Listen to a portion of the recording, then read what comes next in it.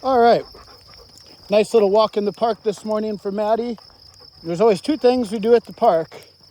You always want to practice on leash, because on leash at the park is a lot more difficult for dogs than probably like Home Depot or something like that, just because there's such a wide open space, a lot of new smells.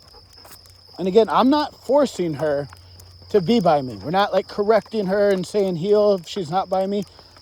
I'm just walking, and if she starts to get out of our little heel range, I just redirect. I walk a different way, get her back towards me, and use food to get her to say it's disproportionately more successful than anything else I could be doing to just stay by him. Then you'd want to wean off the food as we kind of condition this. So we're not using nearly as much food as we were last week. How's it going?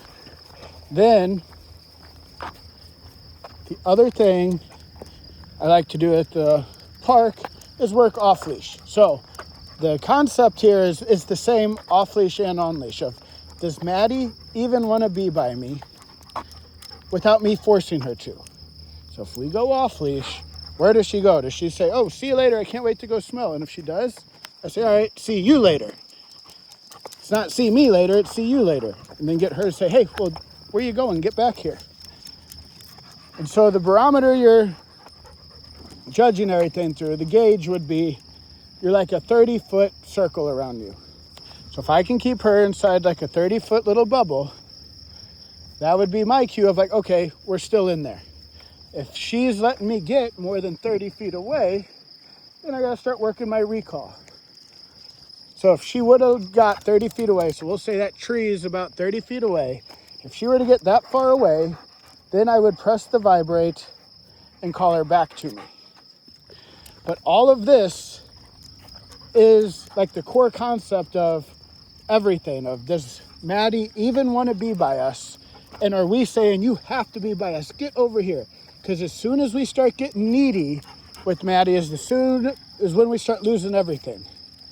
So on leash is just something you're gonna have to practice outside, but it's also kind of giving you a gauge of, does she even want to be by you?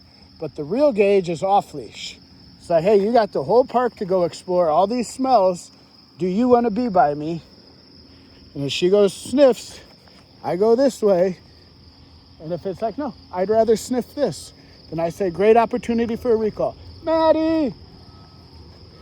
So that's the vibrate. Back to me. Food. And that is the other thing you're looking for, is speed. So if I would have vibrated and she just completely ignored it, or she comes back pretty slow, like she's walking back like she doesn't want to go to me, those would be signs as well as we need to start tightening this up. So what I do is just play hard to get, act as if I don't want to be by her, say, oh, you want to go that way? Good, see you later. I had better stuff to do.